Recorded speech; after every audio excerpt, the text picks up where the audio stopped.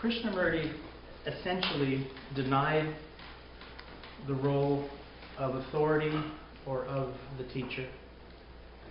So he said, so what he invited us to discover about ourselves, which is really, I think, the essence of what the teachings are, is this invitation, is not accessible through knowledge or time, nor is it dependent on a teacher or any authority. That, to me, is the essence of the teachings.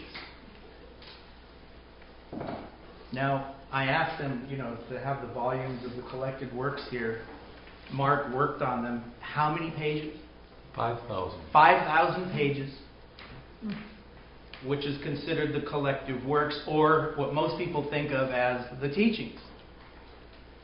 And what I'm inviting you this morning to consider is that those 5,000 pages are not the teachings. The teachings are not in those 5,000 pages. You cannot come to this discovery about yourself through knowledge, time, or through a teacher, or through, quote, a teaching. So that to me is rather paradoxical, because they're called the teachings.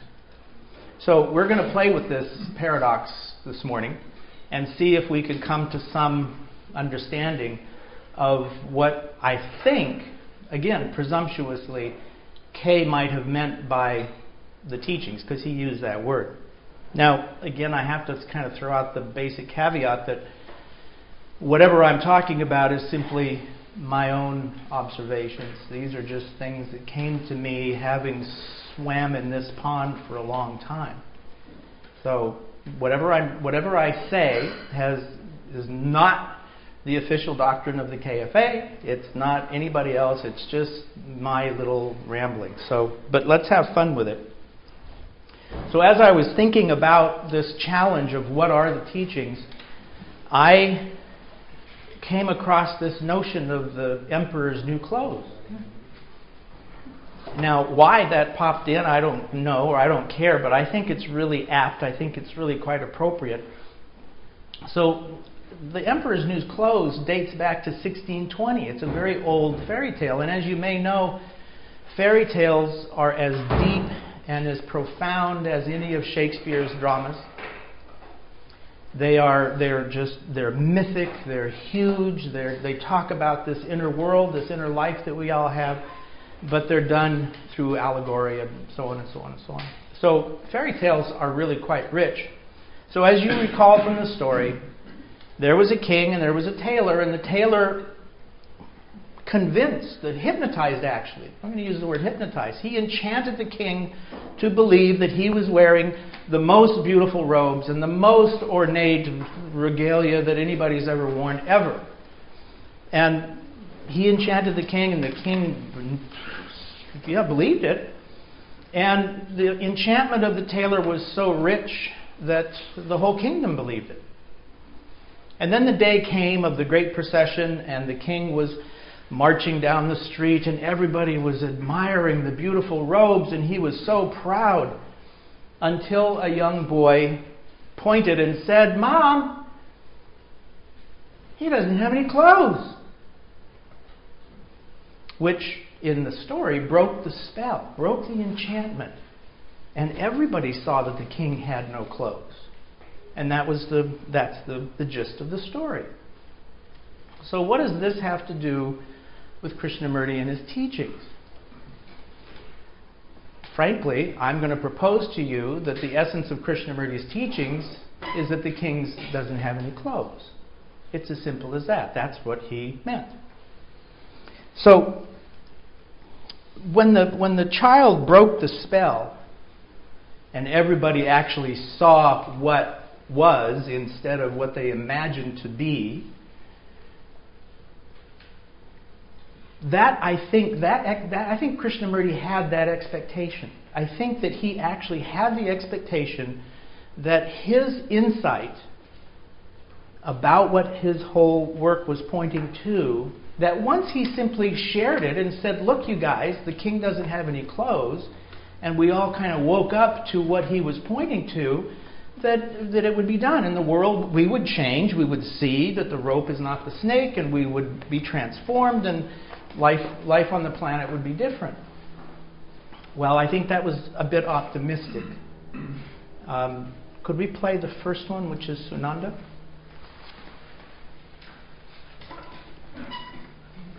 And I think you need to switch the audio too.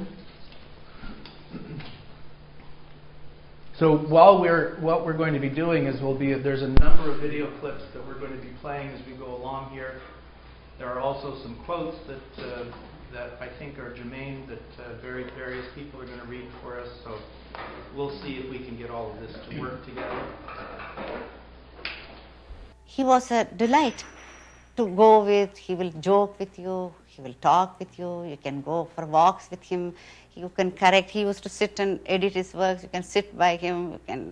Such fun it was being with him. He enjoyed being with you. In the 50s, I would say roughly by the end of the 50s, this personal factor gradually started dimming. Later on, I found he became very severe, very serious rather. And then onwards, there was very little of the personal in him. And as years went by, one could see that he was deeply concerned with the state of humanity. Why is it not changing? 50 years he has taught, he has spoken, he has traveled all over the world. Why is not a single person transformed? He was deeply concerned with this problem, with this situation rather. And therefore, there was no place for personal factor, personal relationship.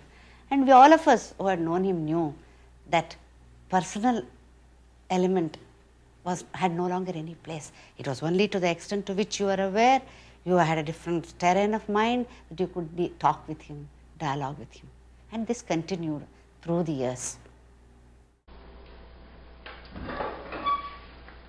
So the key to me of what Sunanda was talking about is he spoke for 50 years, even more. Not a single person has changed. He was really concerned. Why is that? Well, I think it's something that's what we're going to be talking about this morning, but it's also, I think, a key challenge that is implicit in Krishnamurti's so-called teachings. Why is it so difficult to grasp what was so simple and obvious to him? I had the pleasure of sitting across the table from him at lunch when we were beginning to do the Challenge of Change and the other film work, and I didn't know him very well, and he sat there and he said, "Sir, I've only said one thing my whole life, but I've said it 1,000 ways. It's so simple, it's so obvious. And yet, thousands of people read 5,000 pages of stuff, and somehow the change that he had hoped that would be so obvious and simple didn't happen, or hasn't happened, or isn't happening."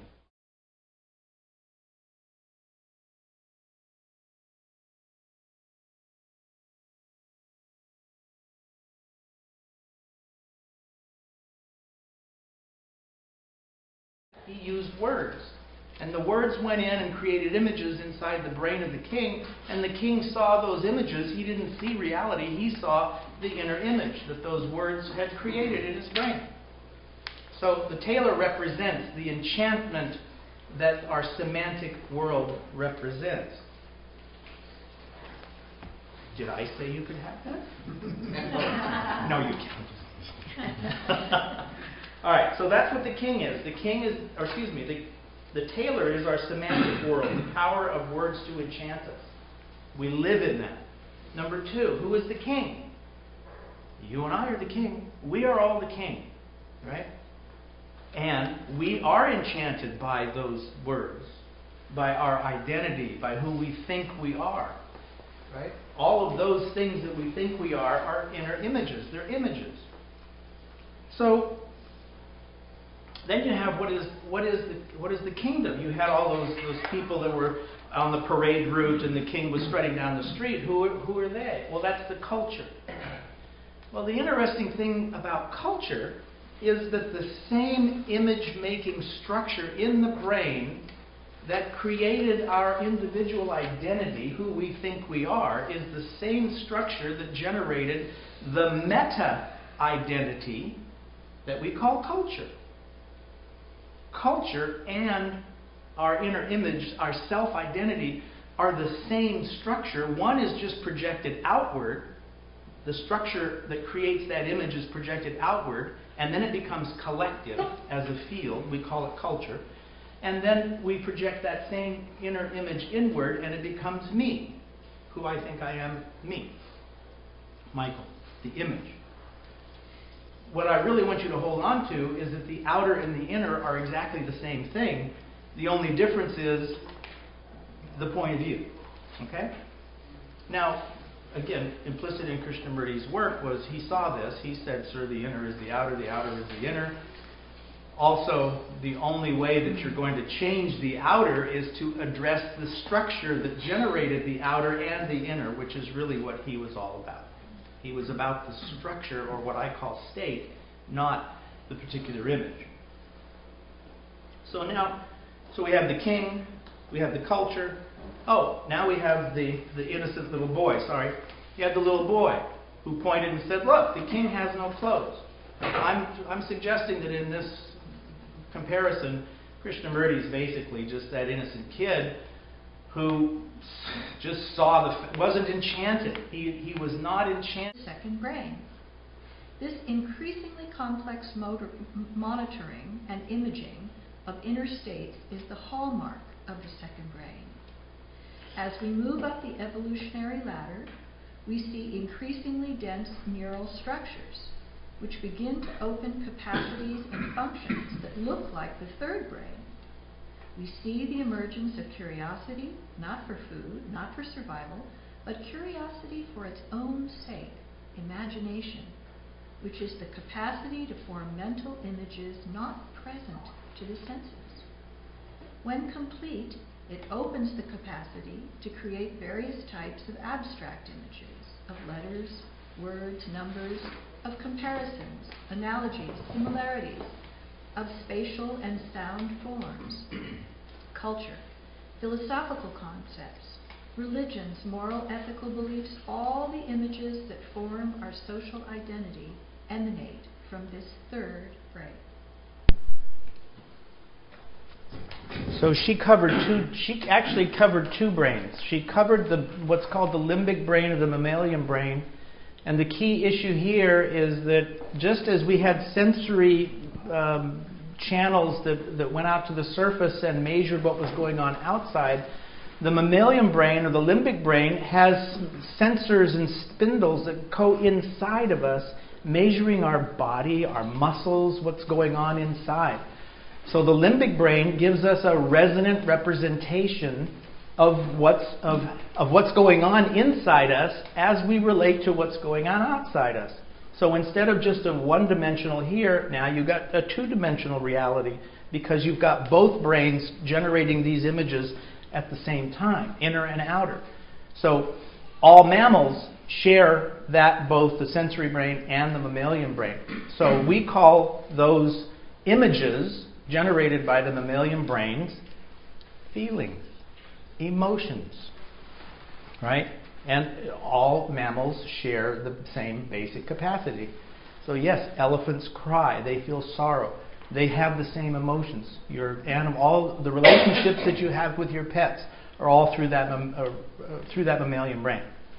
Then she went on to describe how the third brain, the big neocortex, how that brain takes images from those two, outer and inner, and shoves them up into the new neocortex, which creates even a different kind of image.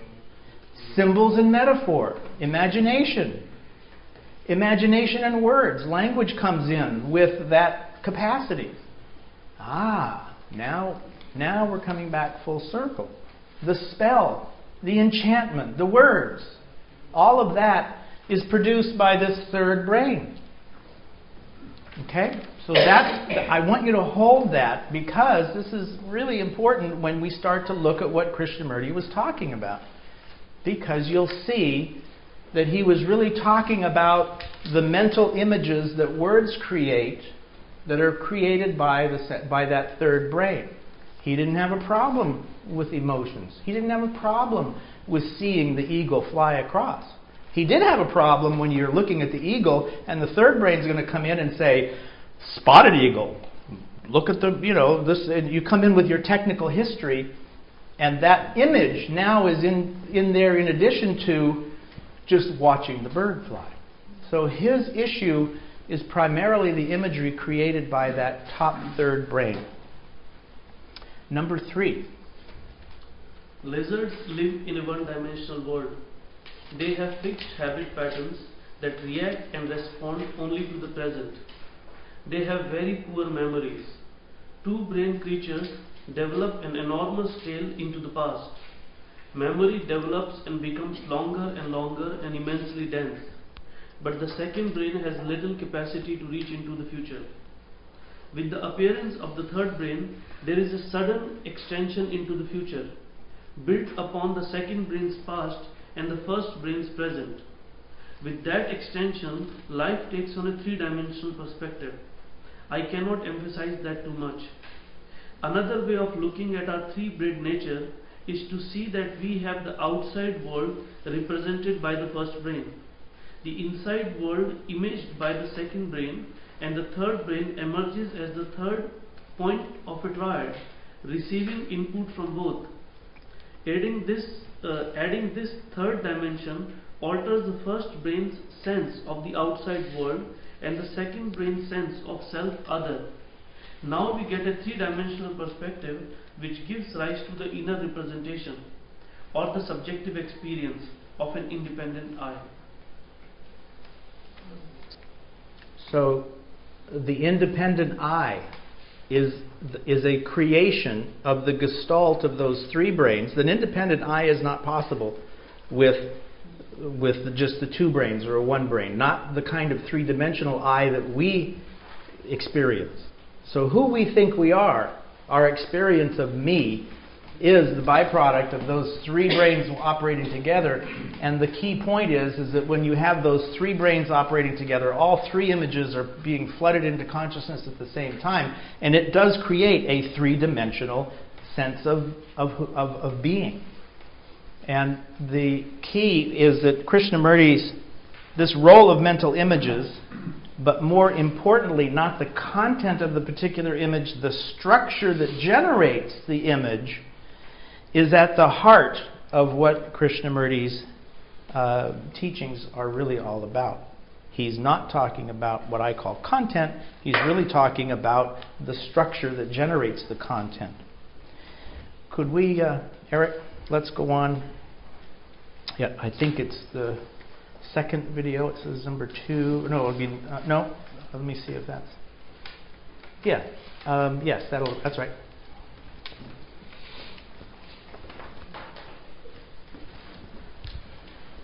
One's relationship with another is based on memory. Right? Would you accept it?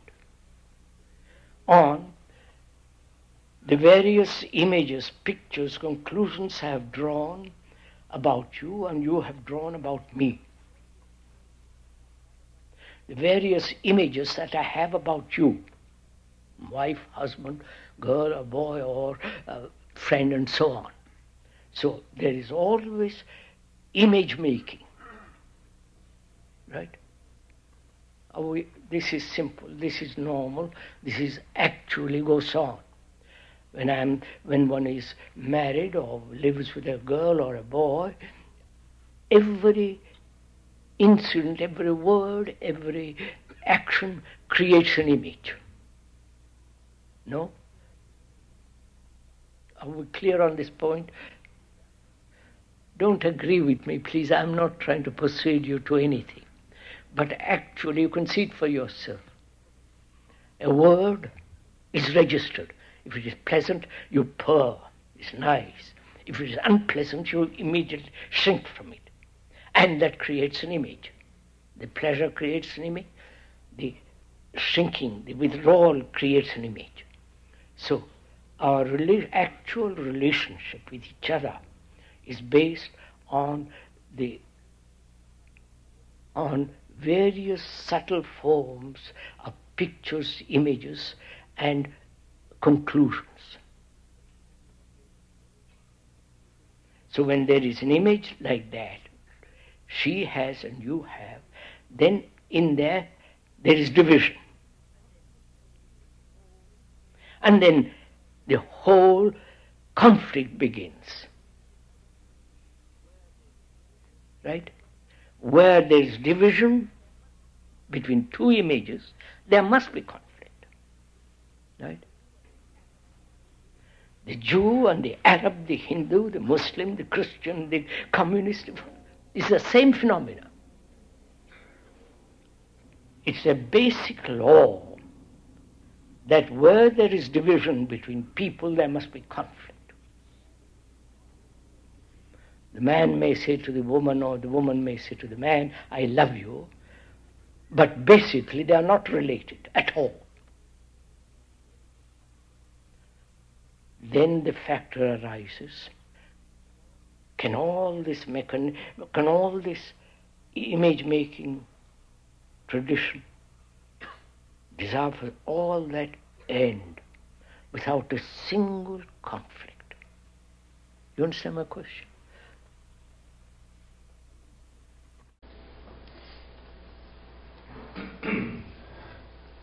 Can that end? Can all that image making end? Image making that he's talking about is that third brain, imaginative, imagination, semantic, enchantment. I'm going to use the word enchantment. Go back to the tailor, right? The enchantment woven by the spell. Every thought that you think that is linguistic based is a spell. It's an enchantment. And when that enchantment's going on, it's like putting on glasses or watching a video. You know, you're actually looking at that inner image and not looking at what he would say what is. So he says, can that end so you can actually see what is instead of your own show? Can it end? So that's the big question. So we can go on and say now we'll go back to our tailor and the semantic reality, the enchantment. And basically what I want you to consider is that your identity, the me, was actually has been constructed by this semantic world and so on. You have an image. You've conjured an image of who you are, of who you think you are. So any time that that inner image is active, any time that it's on, you're being enchanted by the implications or the implicit content of what that is. So again, the Arab and the Jew. If I'm a Jew and you're an Arab, then in comes the whole implications of that background that sneaks in right with the image. It's part of the spell, and conflict is inevitable when that is on. So now let's go back to this Sunanda statement. Why Krishnamurti said this is plain as day. What's the matter with you guys? So now you have to hold that question because he spoke for years, and at the end of his life he said nobody's done it. It's a big deal. So now what's coming up next. Could you, Eric? We're going to go to David Bohm. What's next is, I think, one of the most important little clips of David Bohm that there is relating to K and his teachings, because he explores why it's so tricky to see what K is talking about. Krishnamurti recognizes that thought, rational, orderly, factual thought, such as in proper doing science, is necessary and valuable, but the kind of thought that he has in mind is self-centered thought. That is, now, at first sight one might wonder why self-centered thought is so bad. If the self were really there, then perhaps it would be correct to center it on the self, because the self would be so important. But if the self is a kind of illusion, at least the self as we know it, then to center our thought on something illusory, which is assumed to have supreme importance, is going to disrupt the whole process, and it will not only make thought about yourself wrong, it will make thought about everything wrong, so that thought becomes a dangerous and destructive instrument all around. Because this illusory self, which is really an image, is regarded as all important, whenever anything about it appears to be threatened, the brain develops a very powerful defense mechanism to try to prevent this from taking place. You can see this in an elementary way. If somebody says you're an idiot, the image of yourself as an idiot is painful, and there's an automatic response to accept assumptions proving you're not an idiot, somebody else is an idiot. But that's a minor point. The major point is that if somebody says something which threatens the reality of this whole structure itself, then it's as if your life were at stake. The brain, all stops are pulled out, and the brain responds, with the instinct of self-preservation to absolutely prevent you from considering it. It may just dull the mind or transfer attention somewhere else, or make you forget about it, or make you find yourself thinking of something else, any number of defenses. And you see, it's clear that when somebody like Krishnamurti comes along and says that this is an illusion, or this isn't real, that this defense mechanism is going to be provoked into action, and this then becomes the principal difficulty in listening to the communication.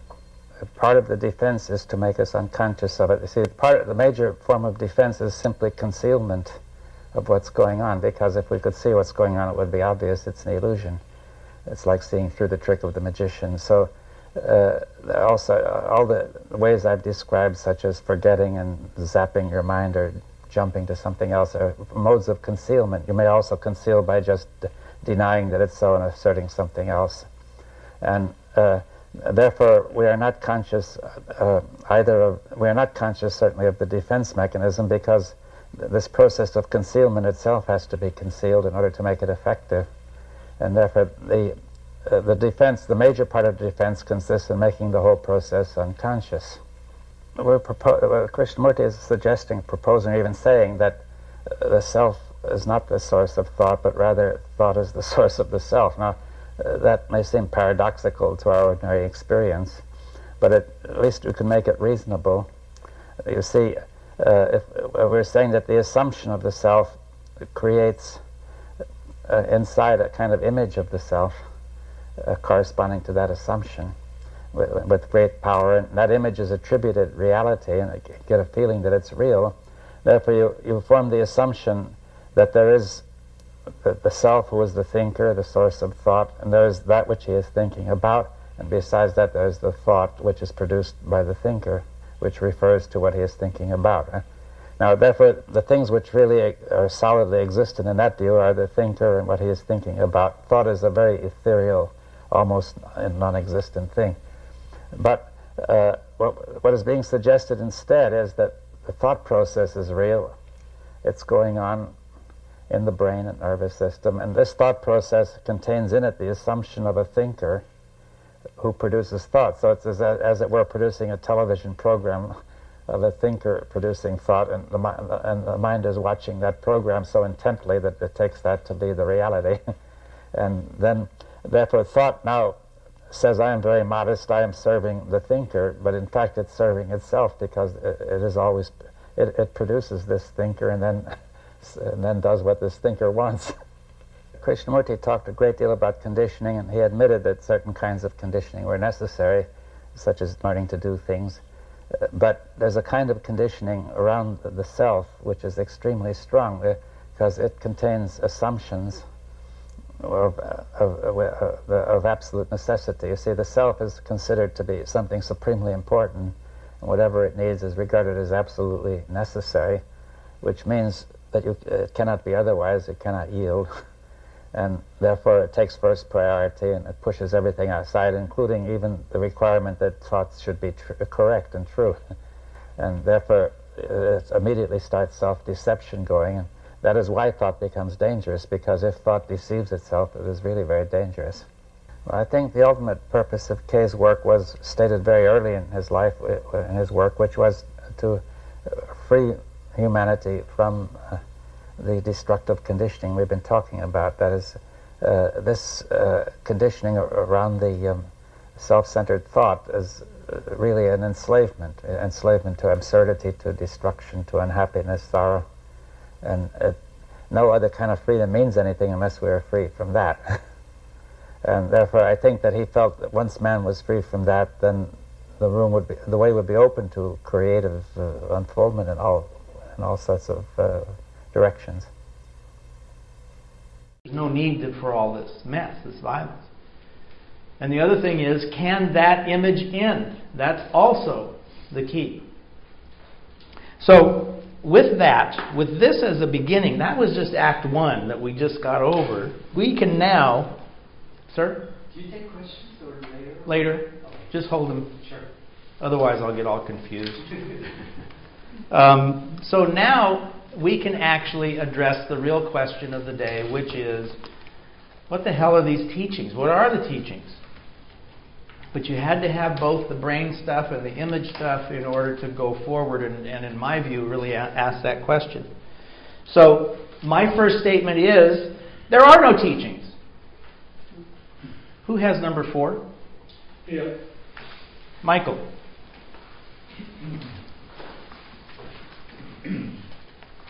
There are no teachings. Louder. There are no teachings. K's teachings are a living thing, and the books, I'm afraid, are not. No book is. The books are all right, but they remain on the shelves. You pick them up occasionally, look at them, read them, and forget them. Are there people who have, if I may use the phrase, drunk at the fountain and carry on from there? Not merely quoting K, but getting the spirit of it, the truth of it, the vitality of it, the energy of it. For the last 52 years, one has talked a great deal about all these things, and I find, I hope you will forgive me for saying this, there is not one person who has seen that thing for himself and goes on with it.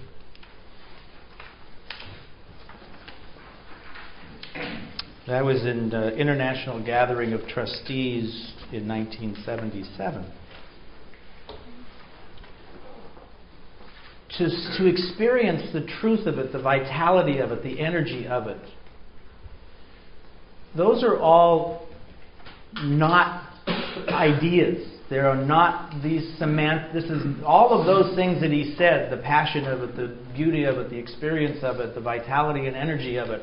None of those are part of the semantic world of the 5,000 pages. He simply said, live them. But by that, he's pointing to the embodied experience of activity called me, active in my brain, or is it not? Well, one state of the brain, when it is active, the me is there. The state, it's there, it's churning, bubbling. The me is active, it's on. It's like the light switch. So the me is on. But there are other moments when the me is not on, when it's not active. And there is a fundamentally different state of the brain, of consciousness, of my perception of the world, of my perception of myself, to me or not to me, with or without a center. So I think that notion that he's talking about without a center is really critical. Eric, let's go on to this little clip, which is also just a stunning piece. It's the PBS one, yeah, that one.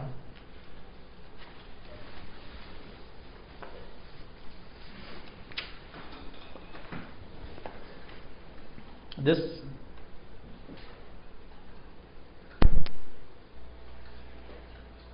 by the way, the voiceover here is a talk that Kay gave to the new KFA trustees in 1968, I believe.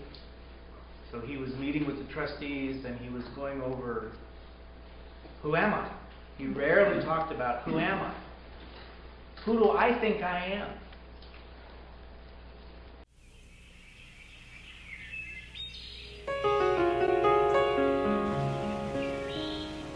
So you want to know now what K thinks of the world teacher, right?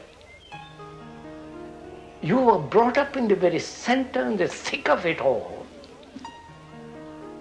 What is your answer?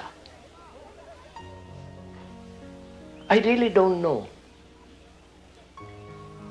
He has never said, who am I? He's never said, is the world teacher true or not true? Is this question relevant at all? What is relevant are the teachings. Who the teacher is not relevant. But to investigate who the teacher is, we have to find out if you can grasp the quality of mind of the teacher. I feel it's something so immense that the brain saying, well, I'm going to find out, can't find out. But there is something extraordinary which happens, which shows, which occurs, which gives hints and, opens the door. And after that, I don't want even to open the door to say, what is all this? I don't think the brain can understand it.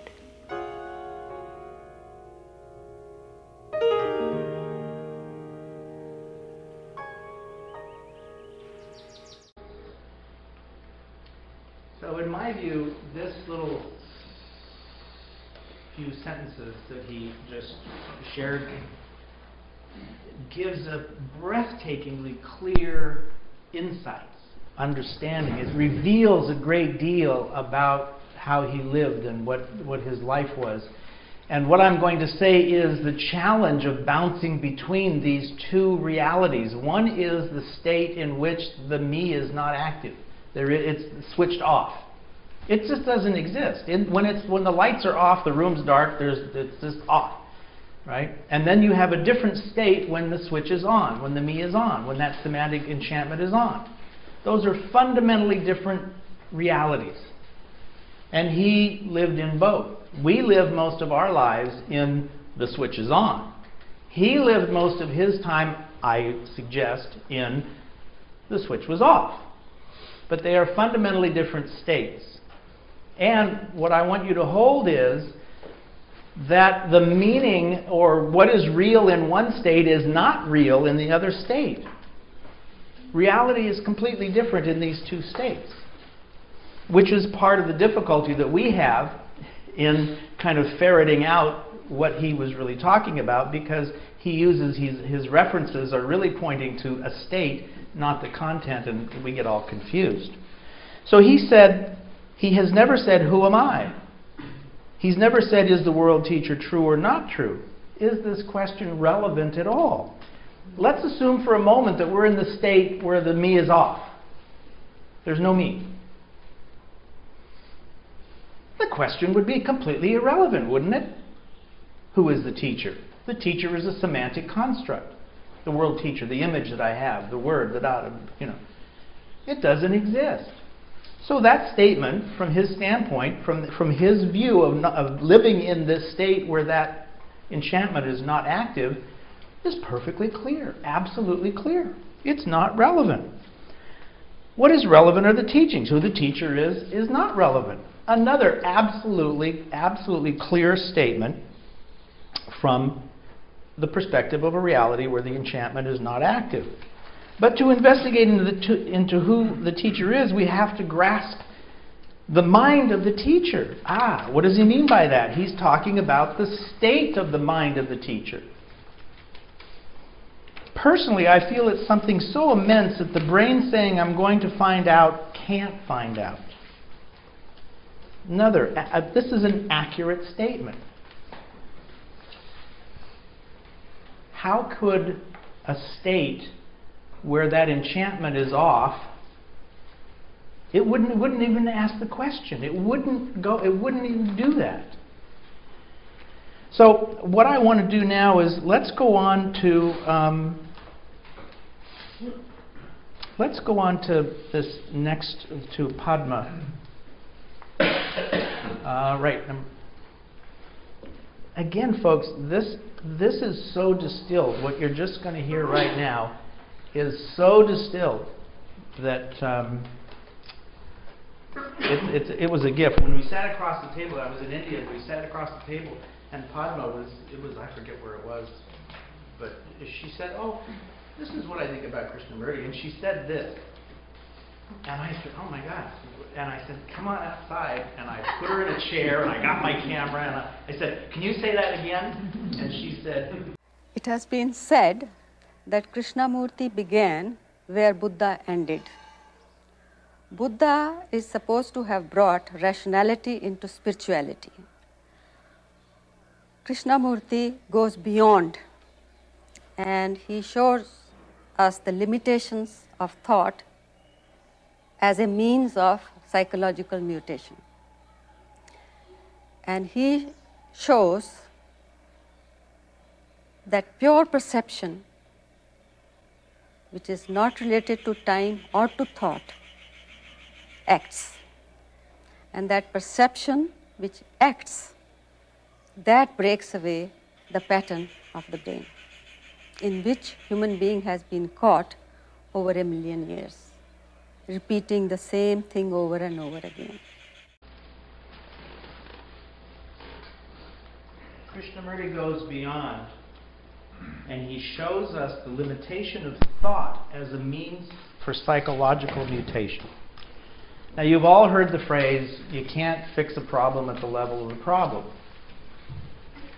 Bohm was quite clear when he said, thought can't solve the problems that thought creates. It requires something else, something other than thought, to bring thought into coherence. Well, that's it in a nutshell. So basically, we, by all of our methods and all the things that we spend most of our time doing, we are actually trying to get the thought process to somehow abstract a solution that's going to do the job, that's going to make the change, and da-da-da-da-da-da-da. And Kay said, obviously, that's just utter madness. That's not going to change. The only thing that really matters is a change in the state of the mind that is generating the image, or generating the content. You're not going to use content to change content. You stay at the same level. So what you want to do is move to a different state, which was all he was saying, basically. So,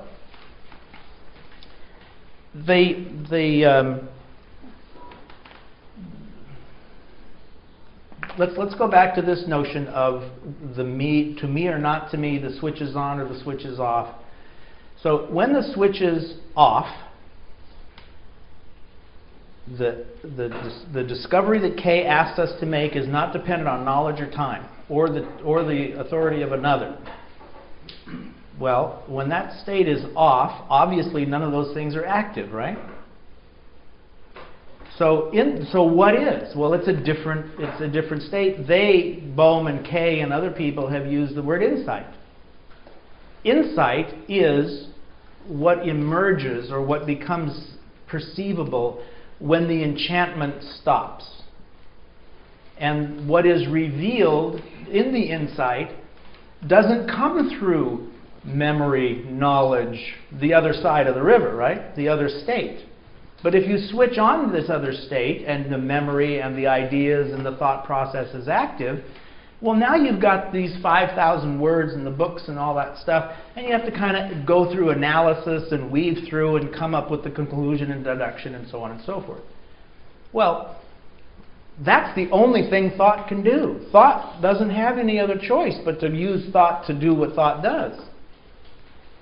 But when that switch is off, another state and another way of seeing, perceiving, or evolving meaning switches on.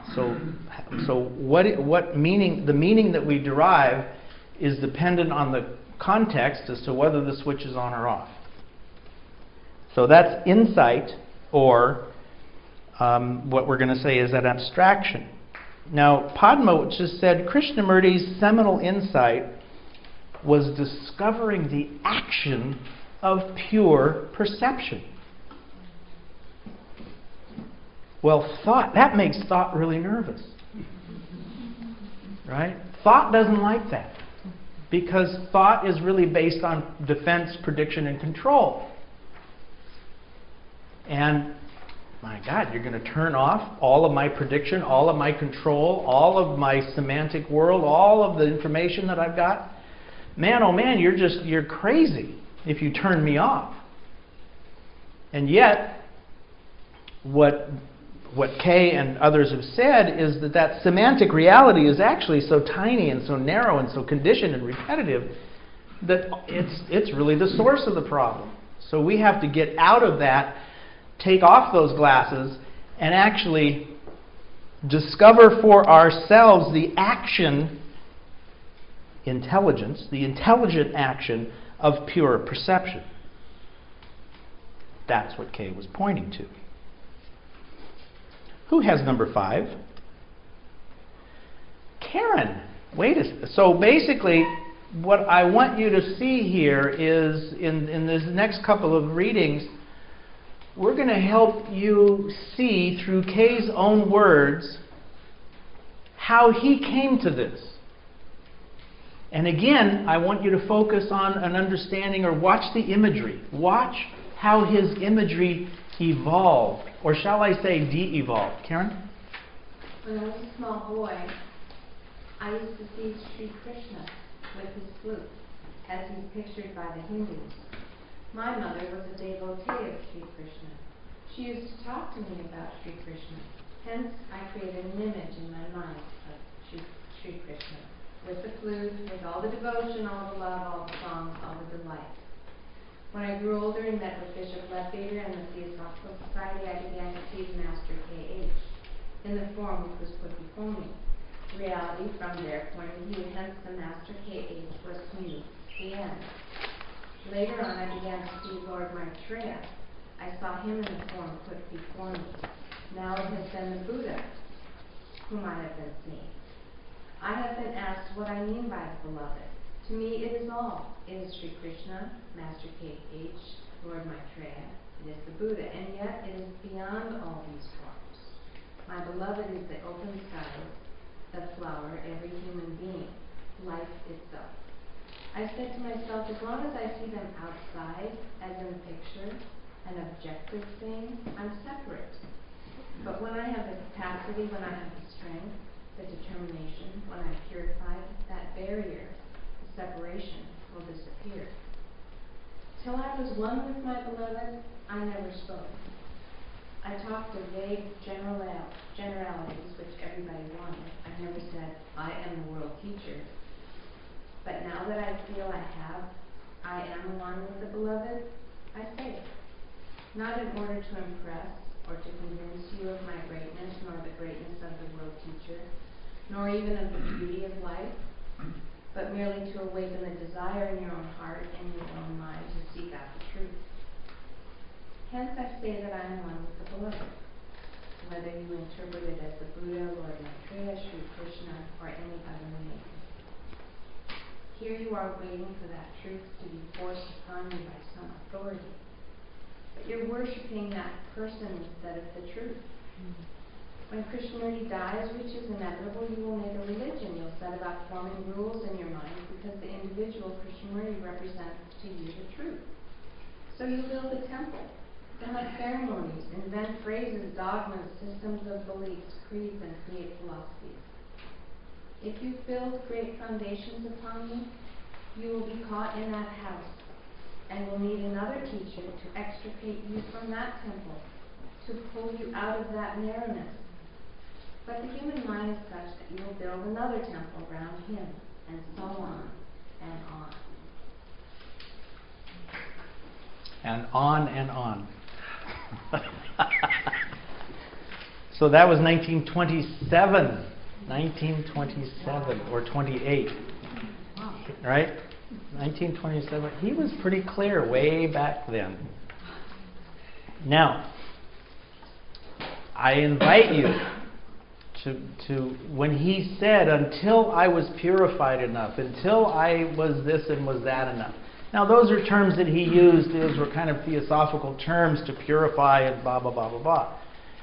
But what he said is, until that separation, what separated? What was the active force that created the separation? It was the image. It was the image of the Maitreya or Leadbeater or this or the flute or Krishna or that, right? Or it could be Jesus, or it could be the Pope, or it could be whatever you want. It's the image. But what he really said, well, what is the beloved? What is the beloved? He said, well, it is the Maitreya, it is the Buddha. It's everything. It's life itself, he said. That my beloved is life itself. So, when the image stops, which is what he referred to as purification, when he simply shut off the enchantment, his self-world view was with life itself. It was a certain state, which is a hypnotic state, which is unquestioned acceptance of the given. Hypnosis is unquestioned acceptance of the given. That's what hypnosis is. The child lives in that hypnotic state. So the imagery produced by the culture, they can't resist, right? Because, and this is actually, nature did this as a survival structure. It's what Joe Pierce calls the model imperative. The child is simply living in the reality generated by the state, the hypnotic trance that we call culture. And theoretically, historically, the adult was sane.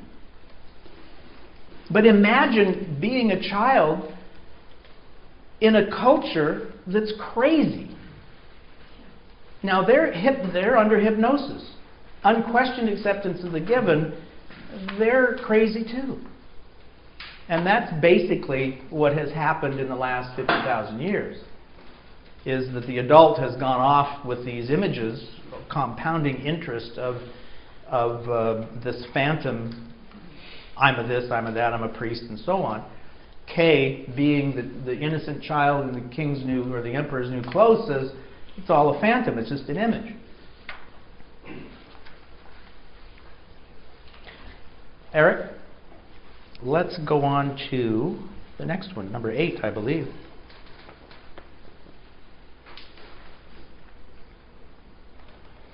The key in this next clip is really,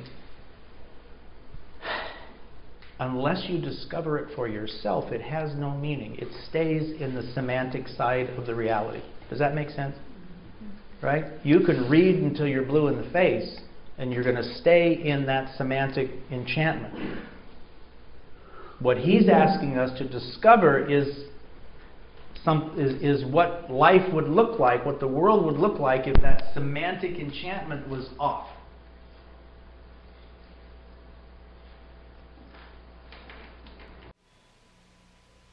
Look at it, please. Answer it yourself. Go into it yourself. Don't depend on me, on the speaker. He's not worth it. He has no value. He's just a verbal entity, a telephone. But you have to find the answer. Why? Is it we're observing together So you're not learning it from the speaker. He's not teaching you anything. Please understand this. He's not teaching you a thing.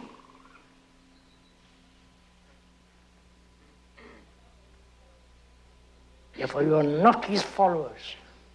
He's not your authority. He's not your guru.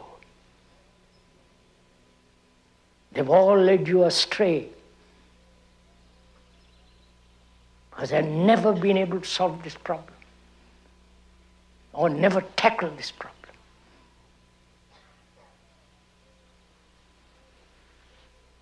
So, in observing together, we're going to discover why this conflict exists, whether it's possible to end completely, not theoretically, not for a day, end it.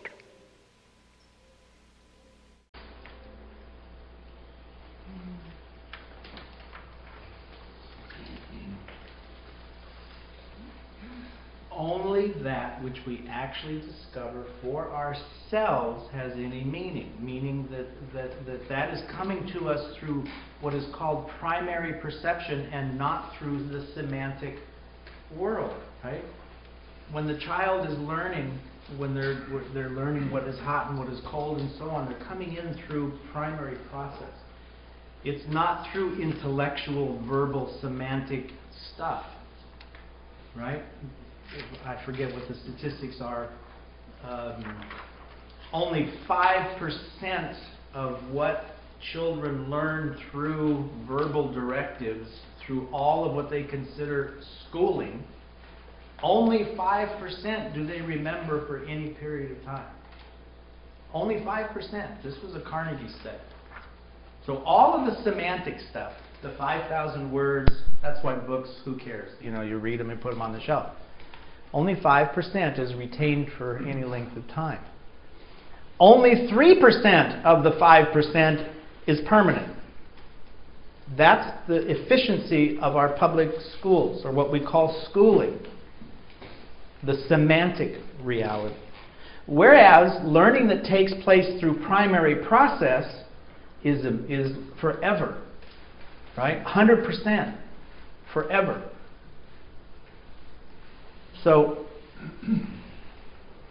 if he's not teaching us a thing, because if we think he's teaching us something, we are not learning ourselves. We're just stuck in the switch on, and we're just stuck in this semantic world, and there's actually no change, nothing going on. It's just the same old stuff. It's all semantic. Who cares whether it's K or whether it's something else? It still stays within the same level. Does that make sense? So,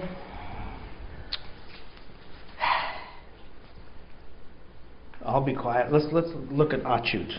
Achyut Patwardhan was a dear friend of Krishnamurti for many, many years. This too is a real treasure. Oh, yeah, that's good.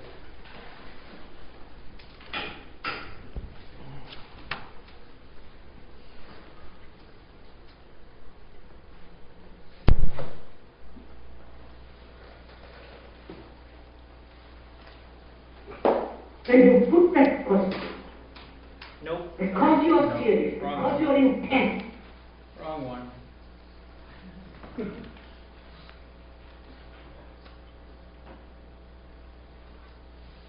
Oh, actually, you know what we could do? Let's go back. Which one were you on? You were on number 9. We actually missed number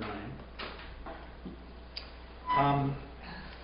So we'll hold off on going to Achyut. Let's go back to number 9, which is actually having to do with this center business. To have a center. So let's go ahead and look at that, and then we'll revisit the center business. When you put that question, because you are serious, because you are intent, then you are aware of the whole process of the observer. which means you are totally attentive. You understand? Completely attentive. And in that attention there is no border created by the center. And when there is complete attention, there is no observer.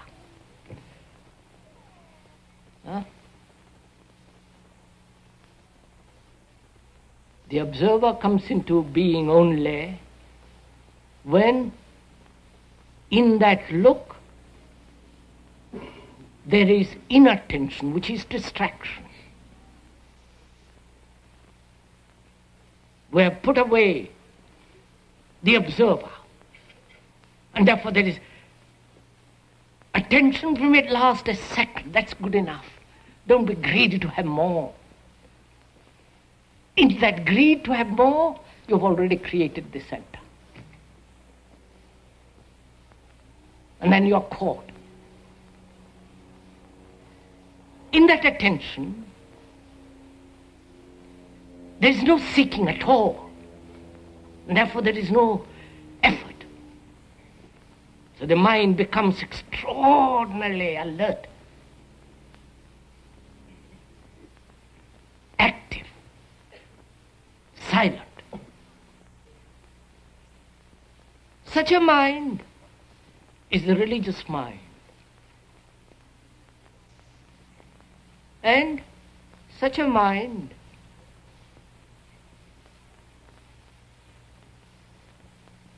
has an activity totally different, at a different dimension, which thought can never possibly reach.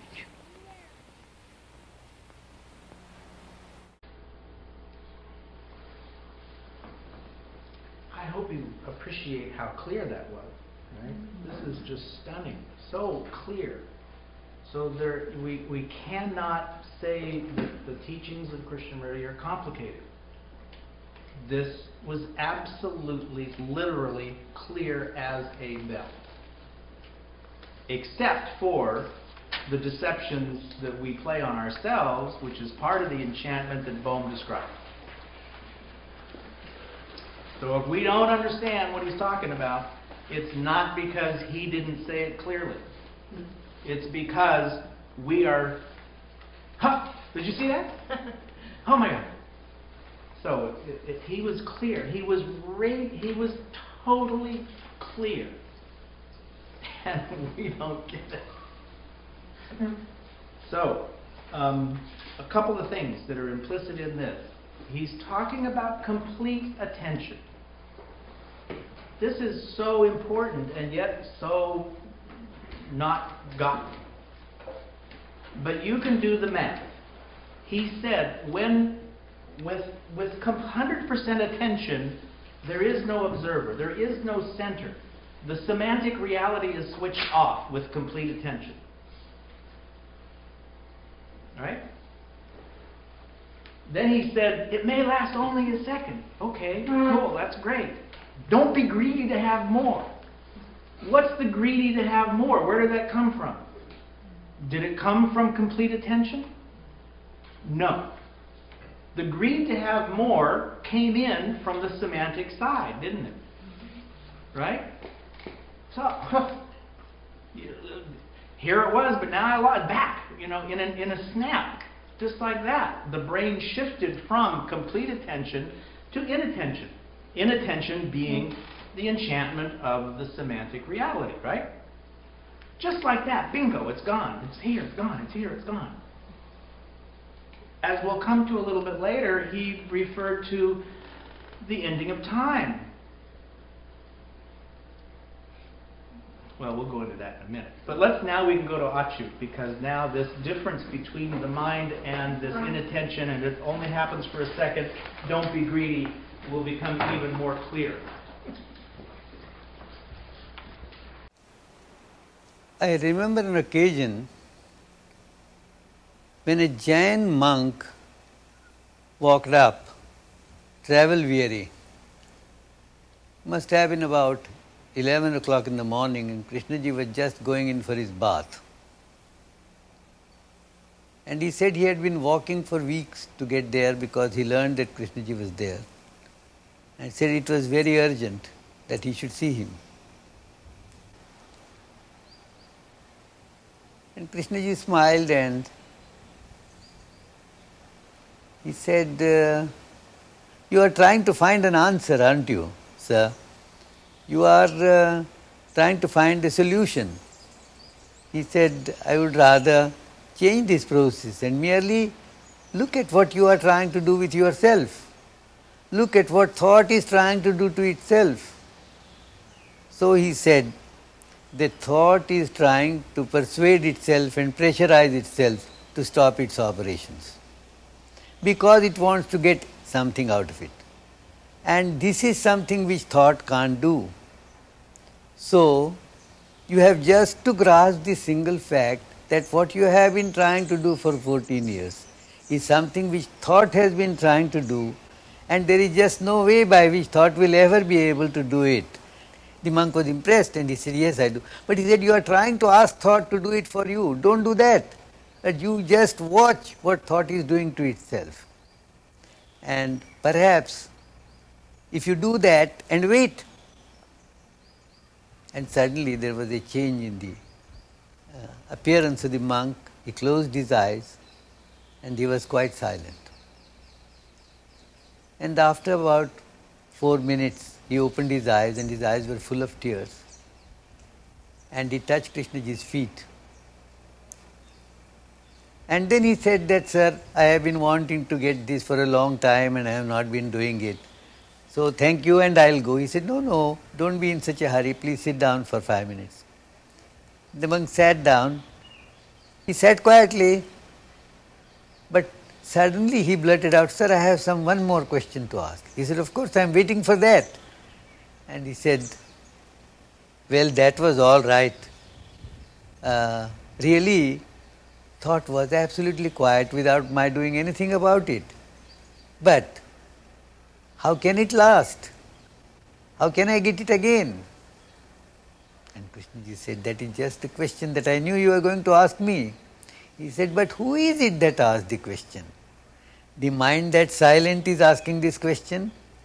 Or the mind that was not able to get silent and worrying over it that is asking the question? It is again the old mind. You have gone back to the old mind and that old mind is asking this question because it wants to possess what you got, it wants to hold on to it and continue it. All this is the normal function of thought. When you had moved out of that room and now you want the answer in this room, that is, you want the answer to be with thought. Do you see what you are doing? Do you see, sir, what thought is doing to you? Do you see what thought is doing to itself? And again the monk went silent. And this time he was silent for a while. And he opened eyes that were full of peace. And he touched Krishnaji's feet and said, sir, I will not come to you again.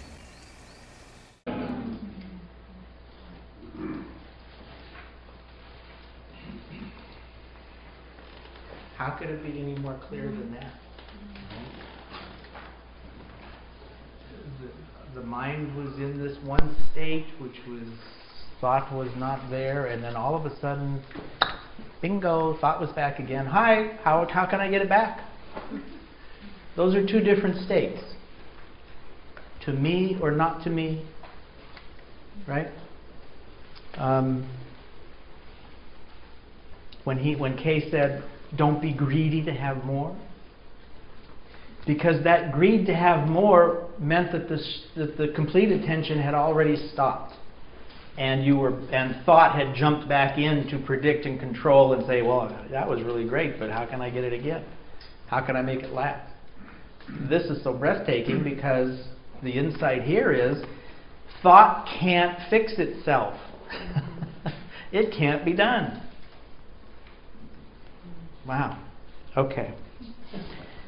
The implication of this to me, I think, is really profound because I've been focusing on the word identity for quite some time. because the notion of identity, who we experience ourselves to be, who am I or what am I, is my identity. I'm going to suggest that my identity is fundamentally different in these two states. This is obvious. This is so simple, but we don't see it because we're usually stuck over here. We don't really have this as a reference.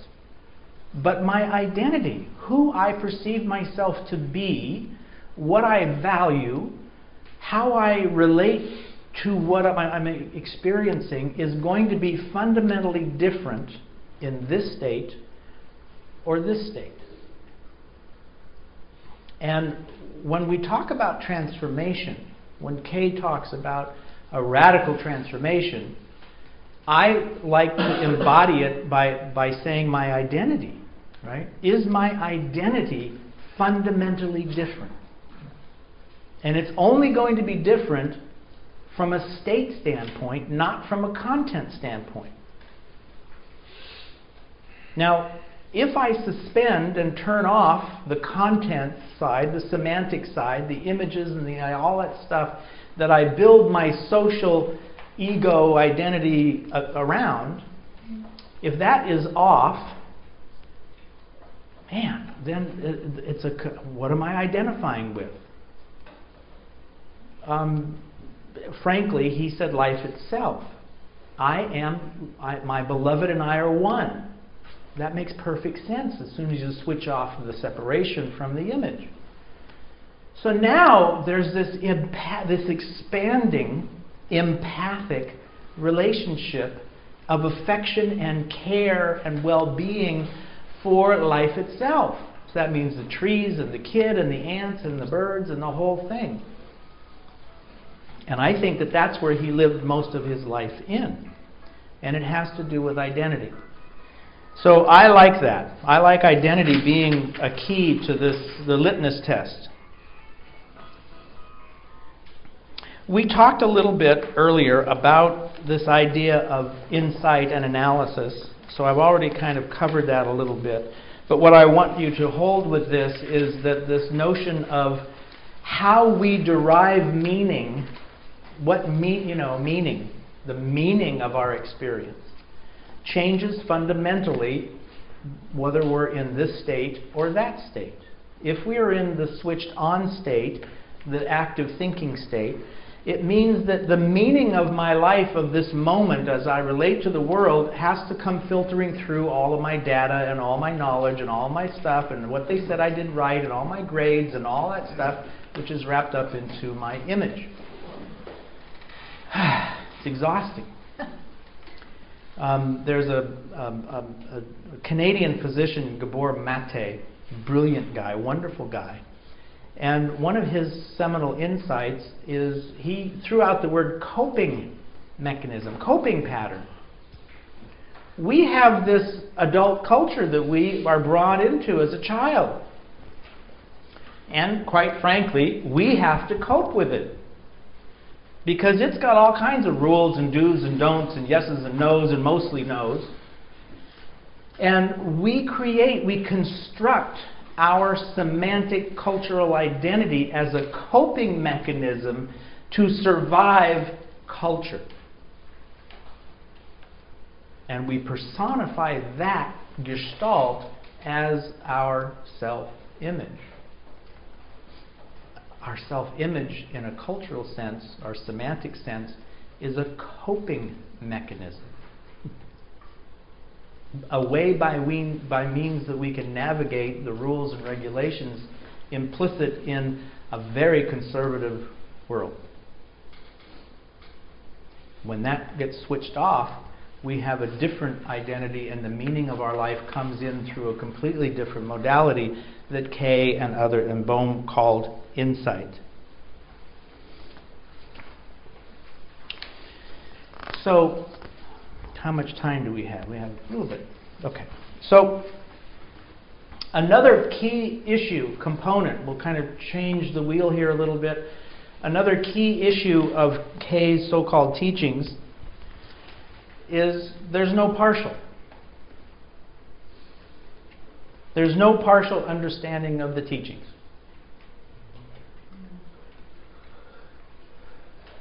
Well, I spent at least 25 years understanding little pieces. Right? I could raise my hand and say, well, I understand this idea, or I understand that piece of it, or this piece of it, but I did not say I really have an understanding of the totality of the teachings. And Kay used the analogy. He says, well, how can you be a little pregnant? It's either all or nothing, right? Well, again, if you look at these two realities, one being a content orientation, the other being a state orientation, you have 5,000 pages to weed through content. Can you actually say that you understand and embody? And 5,000 pages is a lot. So from a content standpoint, I don't think anybody would be presumptuous enough to say, I understand everything Krishnamurti said, not partially, totally. It's not possible to understand the whole of the so-called teachings if we think it's content. It's not possible to do that. So when you look at a state, when you look at the meaning of a state, it becomes immediately possible. A state is a state. I'm either angry or not. I'm jealous or not.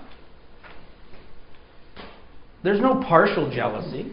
It's either on or off. I'm either anxious or I'm not. It's on or off. It's like a switch. So from a state-specific standpoint, when Kay says there's no partial understanding, it's perfectly clear. I'm either angry or I'm not. There's not kind of pregnant. So I think that, again, if we begin to approach these paradoxes that seem so confusing from a content orientation, they become very clear and simple and obvious from a state orientation.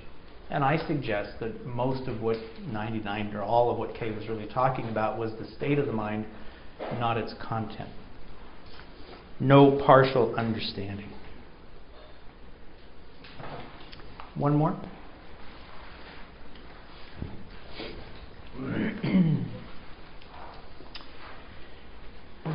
This one down in the corner, the blue sky. This happens to be my personal favorite quote from his notebook.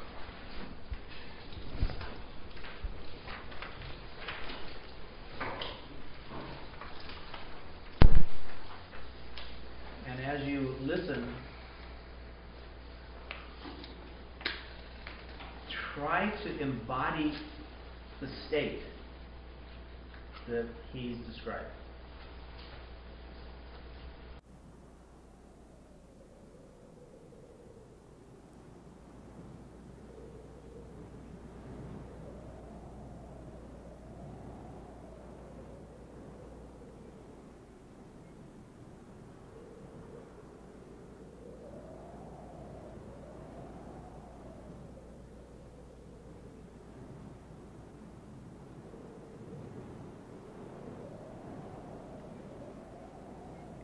Silence grew and became intense, wider and deeper. The brain which had listened to the silence of the hills, fields, and groves was itself now silent. It had become quiet, naturally, without any enforcement. It was still, deep within itself. Like a bird that folds its wings, it had folded upon itself. It had entered into depths which were beyond itself. It was a dimension which the brain could not capture or understand. And there was no observer witnessing this depth. Every part of one's whole being was alert, sensitive, but intensely still. This new, this depth was expanding, exploding, going away, developing in its own explosions, out of time and beyond space.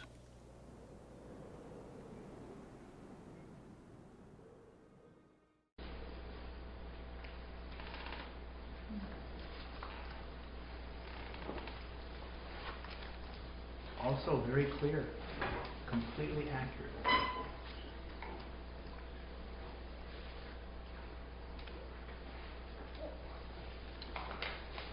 I think number 8. Were you headed to number 8? Is that I have 8. You have it. Number 8. 7. Well, actually, she didn't. Karen was overzealous, and she did 6, 7, and 8. Actually, she did 3 instead of 1. But we'll let her go. That's all right. Yeah. Do you want 8? Yeah, number 8, please. Okay. K's teachings are a living thing, and the books, I'm afraid, are not. No book or video or website is. For the last 52 years, one has talked a great deal about all these things, and I find, I hope you will forgive me for saying this, there is not one person. Well, it's actually number 8, too. It was worth repeating. I hope you'll forgive me for saying this. There's not one person who has seen that thing for himself and goes on with it.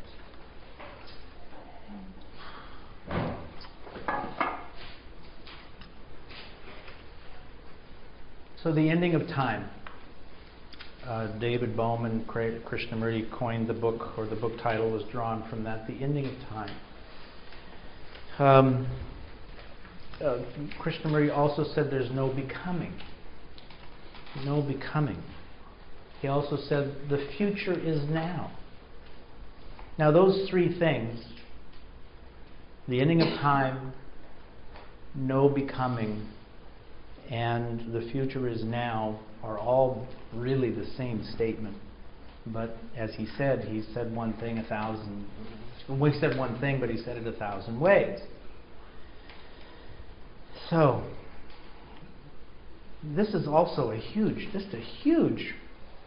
challenge, because when we're in our normal thinking state, psychological time, becoming, getting better, all of that is like the brain. It's like what Achyut was saying. This is what the brain does. This is what that thinking thing does. It can't help it. Predict and control is what it does.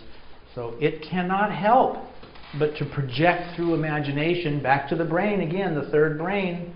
We get to create mental images not produced by the sensory system. Those are what imagination is. And it's a great thing, unless we're the sorcerer's apprentice and we're weaving spells and we forget that we wove the spells, and now we got this spell going and that spell going, and now we got all these enchantments going, and we're wrapped up in them, which is our reality, which is why it's so mad. Literally quite mad. So from a state-specific standpoint, if we go back to state, it's really quite clear that, as we said, a state is a state. You're either pregnant or you're not. So there's no becoming. It may be a process, but from a state standpoint, it's kind of an all or nothing thing. And again, the psychological time and all of that is what thought is. So when thought is on, you're in the world of time. It's one thought at a time. It's sequential, etc., etc. So, but he wasn't talking about that. He's talking about the state, which is instantaneous. And Eric, we can go on to the next one.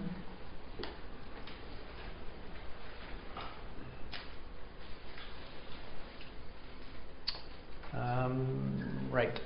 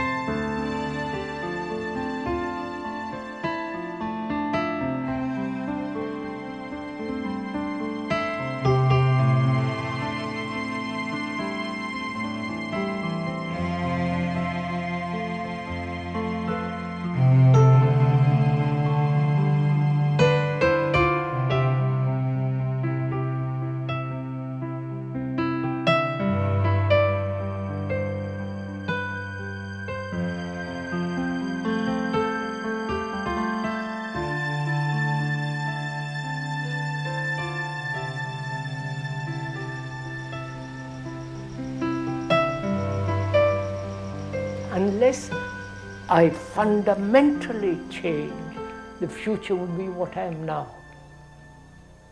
Right? See the truth of this simple fact.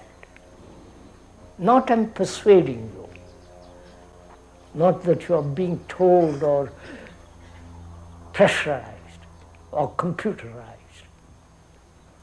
This is a simple fact. If I am vicious, cruel, brutal today, as I have been in the past, I will be that tomorrow. You can't get away from it. If I'm quarreling with my wife or husband and so on, I'll do it tomorrow too. So tomorrow is now. And to break this chain in which we are caught, is there must be a mutation now.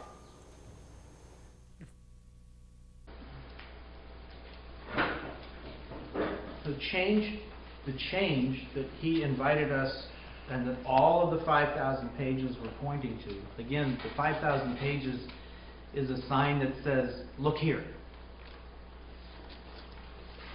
Discover this about yourself. All of them are simply road signs. All the 5,000 pages are simply road signs that says, look over here. That's all they are. And if we keep our eyes on the 5,000 pages, then we're not going to look and do what he asked us to do, which is look over here about ourselves. Quite amazing. So simple, so completely obvious. And yet, we keep not looking at what he pointed to. So, the future is now. The only possibility for any kind of change, fundamental change, is now. That's it. It's now or never. And from a state standpoint, it makes perfect sense. Right? We're either locked in our semantic thing, enchanting ourselves into the belief that we're changing or growing or doing this or that, but when you realize that the state that we're in is just the same, and it's just the picture on the TV is changing, but the set is still the same, we're duped into thinking that change is taking place, but it's not. We're still sitting there looking at the same old TV set. Or do we turn off the set and actually look at what we are and what the world actually is? So the future is now. Change is only possible in this instant, this moment, and it's not gradual. Is absolutely implicit in a state-specific orientation. It makes perfect sense. So,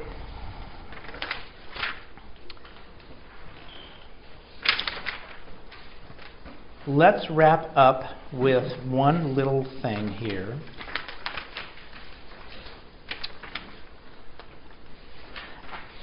Does somebody have number 9? No. Would you help me with the bottom of page 14? Krishnamurti's quote. It begins, everywhere among all people. Me? Yeah, please. Sure. Everywhere among all people there is a search for something hidden, for some realization which will give wisdom, greater knowledge, vision, greater understanding. This that people call truth. Should I go on? Yes, please. The truth is life, and with an understanding of life, there is an understanding of truth. You cannot separate the individual from the world. The individual problem is the world problem. Because the individual does not solve his problem, the problems of the world are not being solved. Truth is like a flame without any definite form. It varies from moment to moment. No man can describe it. When you bind life to beliefs and traditions, to codes of morality, you kill life. Do not repeat after me words you don't understand. Do not merely put on a mask of my ideas, for it will be an illusion. Do not allow your mind or heart to be bound by anyone or anything. Fall in love with yourself, and you will fall in love with everyone. Again, 1927. 1927, right? And this poor guy, right? When I started doing the filming and traveled, and this little book from where this quote came from was actually given to me in the Netherlands by a woman named Anneke, who helped organize the Ullman talks way back. And I was young and stupid, and I said, "What about this world teacher? Who is Krishnamurti? Blah blah blah blah blah." And she reached into her closet and she brought out these little booklets. One was called, it was Who Brings the Truth, but they were basically the 26, 7, and 8 talks. And I went back in my little room and I read these little booklets, and I almost wept because there were questions and answers that Kay was dealing with who's the world teacher and what is truth and blah blah blah blah blah. What's the religious life, etc. etc. And I had just finished editing, some of the public talks in Ojai that we recorded, and they were the same damn questions.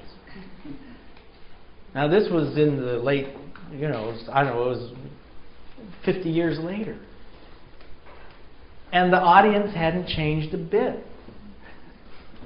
It was the same people asking the same questions. And this poor guy, was just doing his best. And he said it as clear as a bell, as we've hopefully shown some examples of this morning. But as David pointed out, we're distracted. We just keep getting all these little distractions, and we just don't see that he's just pointing, says, take a look over here. Let's have questions. We have, we don't have any time. We're done. One question. One question, sure. Just two things very quickly. You did a wonderful job. Thank you. And I'm just going to rephrase a couple of things very quickly. The notion that it's difficult to grasp.